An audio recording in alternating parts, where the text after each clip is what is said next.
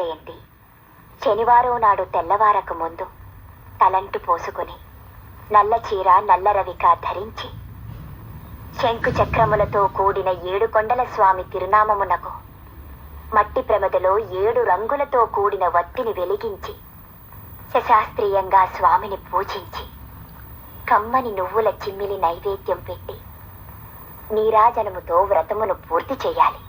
తిరిగి సాయంత్రం వరకు ఉపవాసం ఉండి స్నానము చేసి పసుపు చీర పసుపు రవిక ధరించి వ్రత విధానము సాగించి స్వామికి ఇష్టమైన చక్కెర లడ్డూలను నివేదనము చేసి నీరాజనమునిది ఒక అతిథిని ఆహ్వానించి భోజనాదులతో సత్కరించి అతిథి భుజించి విడిచిన ఒక మెతుకును అమృత వస్తువని ఆరగించాలి.